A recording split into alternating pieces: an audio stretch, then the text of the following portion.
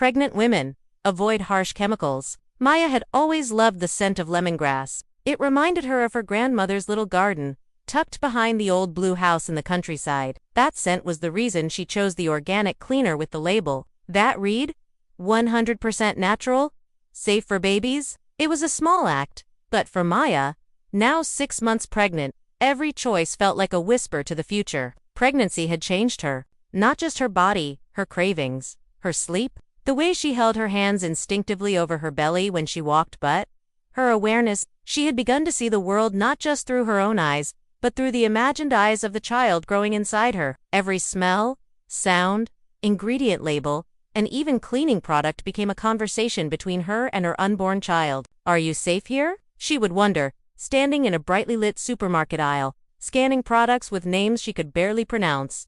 It all began when she had gone to the salon. Her roots had started to show, and though she normally wouldn't have minded, she had a video call scheduled with the entire family that weekend. She sat in the reclining chair, the stylist wrapping a cape around her, the familiar buzz of blow dryers and soft music in the air.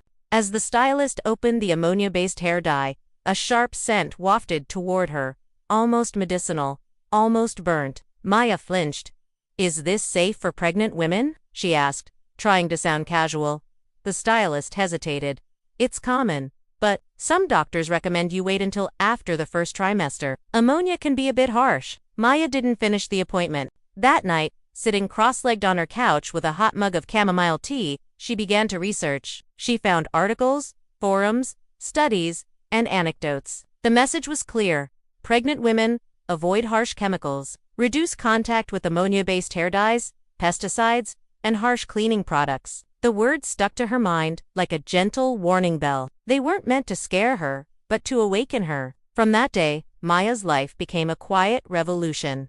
Her home transformed one product, one habit at a time. Out went the heavy-duty cleaners with acrid smells and long warning labels. In came the soft, citrus-scented sprays with plant-based ingredients. She found joy in simplicity, wiping down countertops with diluted white vinegar and essential oils. She swapped her usual shampoo for one with lavender and chamomile, free from sulfates and even her walks through the neighborhood took on new meaning. She used to admire her neighbor's meticulously green lawn, unaware of the pesticide truck that rolled through every few weeks. Now, she chose a different route, one lined with wildflowers and uncut grass, buzzing with bees. She became a guardian, a gatekeeper, watching carefully over the world that her child would one day step into, not out of fear, but out of love. Still, it wasn't easy. At work, she faced raised eyebrows when she brought her own cleaning cloths and politely asked the janitor not to spray around her desk. Some friends laughed when she declined a perfectly good strawberry because it wasn't organic. Her mother,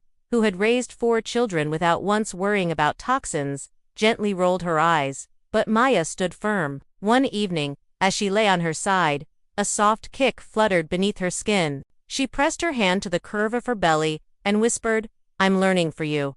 We're learning together." The nursery, slowly taking shape, became a sanctuary. The walls were painted with a low-VOC, water-based paint in a calming shade of sage green. The crib, crafted from untreated wood, was a gift from her father, sanded down by hand and polished with beeswax. Even the stuffed animals were made from organic cotton. Her partner, Elijah, initially skeptical, became her greatest ally. He started checking labels too, bringing home groceries in brown paper bags, and swapping their old detergent for a biodegradable version. "You've turned me into a label reader," he joked, one evening, holding up a bottle of shampoo with a proud smile. Together, they began to understand that avoiding harsh chemicals wasn't just about the baby. It was about respect for their bodies, their home, the earth. It was about intention. Maya joined an online community of other expectant mothers who shared her concerns. They posted photos of homemade baby lotions, traded recipes for natural disinfectants, and offered support when someone's in-laws rolled their eyes at yet another eco-rule.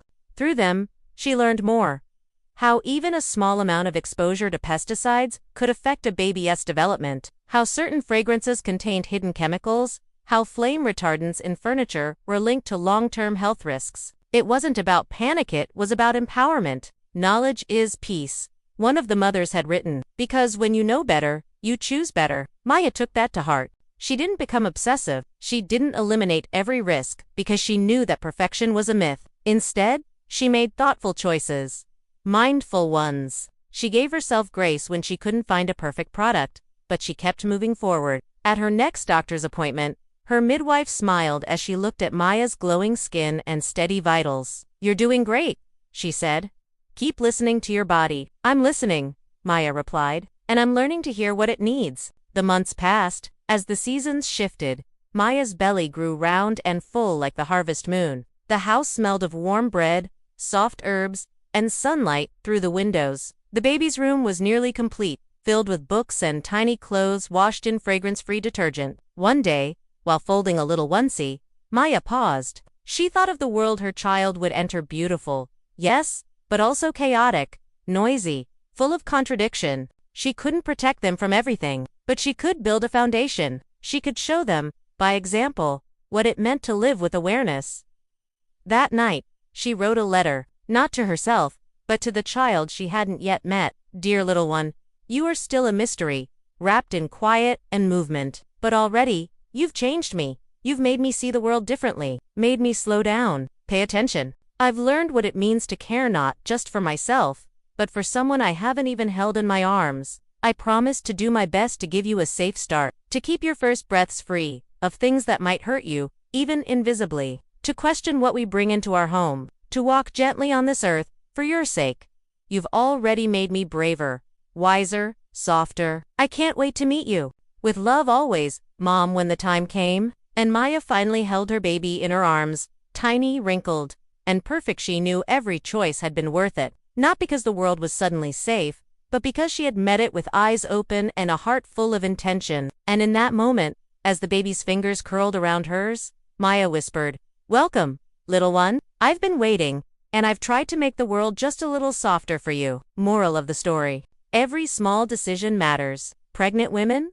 Avoid harsh chemicals. Reduce contact with ammonia-based, hair dyes, pesticides, and harsh cleaning products. Not out of fear but out of fierce, tender love. Because every whisper of care echoes into a future yet to be written.